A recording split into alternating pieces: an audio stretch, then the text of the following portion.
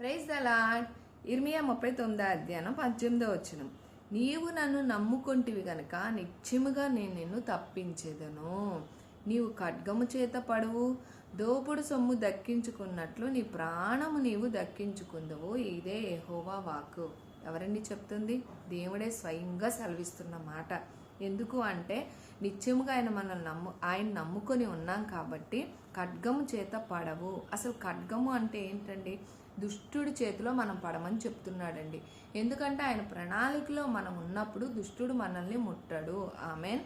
దోపుడు సొమ్ము దక్కించుకున్నట్లు నీ ప్రాణము నువ్వు దక్కించుకుందు అంటే మన ప్రాణం అనేది దుష్టుడు ఏదో రూపంలో కూడా మనల్ని ముట్టి ఆరోగ్యపరంగా నిందలు అవమానాలు గుండగా శోధనలు గుండా కూడా వాడు ఎంతో మనల్ని వేధిస్తూ మనల్ని అంటే చనిపోయే స్థితిలోకి తీసుకువెళ్ళాలని చూస్తూ ఉంటాడండి. అంటే ఇంకా నువ్వు వద్దులే, నువ్వు ఇలాగే ఉంటావులే, నీ బ్రతుకు ఇంతేలే, నువ్వెందుకు పనికిరావు, నువ్వు ఇంకింతే అని ఎన్నో చెప్తూ ఉంటాడండి దుష్టుడు. కానీ దేవుడు ఏం సెలవిస్తున్నాడంటే ఖడ్గం చేత నువ్వు పడవు. ఎందుకంటే నా ప్రణాళికలో నువ్వు ఉన్నావు కాబట్టి దుష్టుడు నిన్ను ముట్టడు.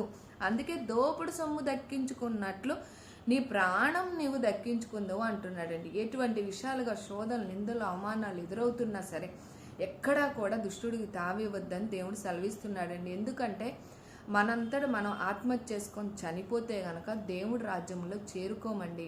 దేవుడిచ్చిన ఈ జీవం అనేది ఆయన కొరకు వాడబడాలి. ఆయన ఇచ్చిన జీవం ముందుగా ఆయనకు వాడబడుతూ భూమి మీద మనకి ఇచ్చినంత కాలం ఉన్న దానిలో దేవుని ఆరాధిస్తూ ఉన్నప్పుడు నిత్యముగా ఆయన మనల్ని తప్పిస్తానంటున్నాడు.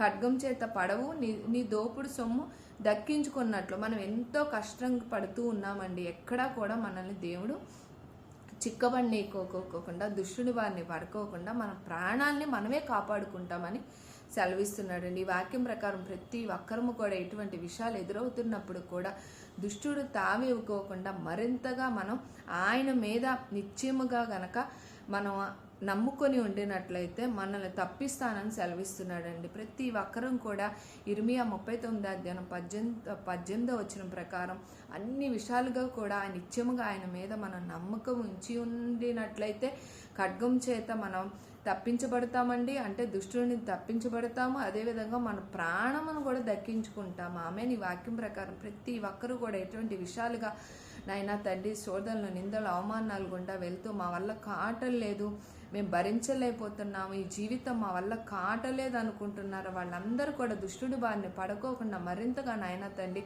వాళ్ళ నువ్వే నీ రెక్కల చాటును భద్రపరచబడిన గాక. అన్ని విషయాల్లో కూడా నాయన తండ్రి వాళ్ళు దోపుడు సొమ్ము దక్కించుకున్నట్లు వాళ్ళ ప్రాణాన్ని నాయన తండ్రి మరింతగా కాపాడబడిన గాక అని నజరేయుడైన యేసుక్రీస్తు అతి పరిశుద్ధ నామములో అడిగి వేడుకుంటున్నాం తండ్రి.